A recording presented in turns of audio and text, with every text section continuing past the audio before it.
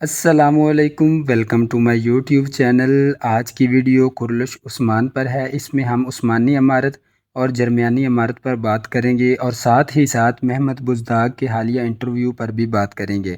Season 5 کا جو پہلا ٹریلر اور جو بھی ابھی تک محمد بزداق نے پوسٹر جاری کیے ہیں، ان کو دیکھ کر تو یہی لگتا ہے کہ سیزن 5 میں زیادہ تر کہانی عثمانی عمارت اور درمیانی عمارت کے درمیان دکھائی جائے گی، کیونکہ ابھی تک ٹریلر اور پوسٹر میں یہی کچھ دیکھنے کو ملا ہے۔ تو چلیں یہ جانتے ہیں کہ تاریخی طور پر بھی عثمانی عمارت اور درمیانی عمارت کے آپس میں تعلقات کیسے تھے۔ اگر ٹریلر کو دیکھا جائے تو اس میں تو جو واقعات دکھائے گئے ہیں اور اب ہمارا سلسلہ سن 1308 عیسوی کا ہے، اور ٹریلر میں ظاہر ہوا ہے کہ سلطان بیمار ہیں اور علاؤ الدین بے سلجوقی محل میں ان کے علاج کے لیے دوا بناتے نظر آ رہے ہیں۔ اگر تاریخی طور پر دیکھا جائے تو اسی سال یعنی کہ 1308 عیسوی میں سلطان غیاث الدین مسعود ثانی کی طبیعی موت ہو گئی، اور مسعود کی موت کے بعد روم کی سلجوقی ریاست کا خاتمہ ہو گیا اور بنو کرمیان کی عمارت داخل ہو گئی، جس کا دارالحکومت کونیا تھا۔ بعض تاریخ دان 1308 اس تاریخ کو عثمانی عمارت کے قیام کی صحیح تاریخ مانتے ہیں، اگرچہ اس کی بنیاد 1299 عیسوی میں رکھی گئی، لیکن یہ رسمی اور روحانی طور پر سلجوقی ریاست کے ماتحت تھے۔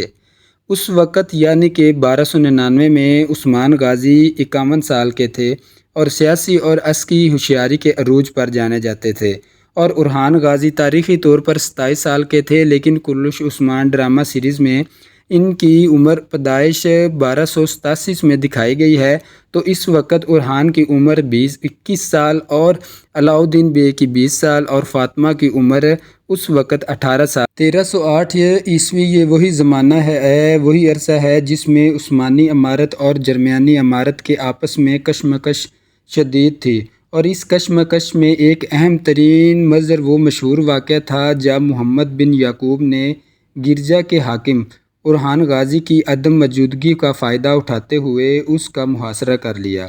اور جب اورحان کو اس بات کا علم ہوا تو اس نے اس کا تعاقب عمارت درمیان کی سرحد زمین تک کیا اور محمد بے کو گرفتار کرنے اور پکڑنے میں کامیاب ہو گیا اور اسے بیڑیوں میں ڈال کر جیل میں ڈال دیا، اور اورحان نے اس کے محل میں داخل ہو گیا، گرجا کا دوبارہ محاصرہ کیا اور فتح کر لیا، اور بعد میں عثمان غازی نے آ کر محمد کو رہا کیا اور درمیانیوں کے ساتھ ایک معاہدہ کیا۔ لیکن جہاں تک ہمارا ذاتی خیال اور ٹریلر سے جو نظر آ رہا ہے، اس سے تو صاف ظاہر ہوتا ہے کہ وہ معاہدہ علاؤ الدین اور گونجا کی شادی سے جوڑ دیا جائے گا، جو کہ یقیناً ایک فرضی کہانی ہوگی، لیکن اس ڈرامے کی خاطر صلح کی ایک شرط علاؤ الدین اور گونجا کی شادی بھی ہو سکتی ہے۔ اتھرانوس، اولوبات، کیٹا اور لفکے یہ وہ قلعے ہیں جن کی تاریخ کے بارے میں مختلف ذرائع ہیں۔ کچھ تاریخ دان کا ماننا ہے کہ یہ سب قلعے 1308 عیسوی میں فتح کیے گئے۔ ہرمن کایا کا قلعہ، جس کے گورنر یا رہنما جن کا نام میخائیل کوسس تھا، جس نے 1313 میں اسلام قبول کر لیا تھا، جس کا نام بعد میں عبداللہ میخائیل کوسس رکھ دیا گیا تھا۔ 1308 عیسوی سے 1313 کے درمیان یہ سب قلعے فتح کیے گئے اور عثمانی عمارت میں شامل کیے گئے تھے۔ اب اگر بات کی جائے محمد بزداق کے حالیہ انٹرویو کی جو انہوں نے دیا ہے، جس میں انہوں نے سیزن 5 کی ریٹنگ اور سیزن 5 کی تیاریوں میں جو چیزیں استعمال ہوئی ہیں ان کے بارے میں بتایا ہے۔ بزداق کے مطابق اس سیزن میں ایسے کام کیے گئے ہیں جو ریٹنگ کی لہر کو ہلا کر رکھ دیں گے۔ ٹیم کی طرف سے دن رات تیاریاں شروع کی گئیں اور نئے شہر تعمیر کیے گئے، جن میں عثمان بے کا محل، درمیانی محل،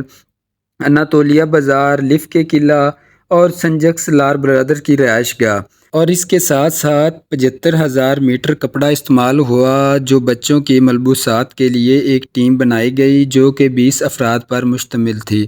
اور ہیروز کے لیے 100 کے قریب ملبوسات تیار کیے گئے اور باقی اداکاروں کے لیے 1000 ملبوسات تیار کیے گئے۔ سیزن 5 کے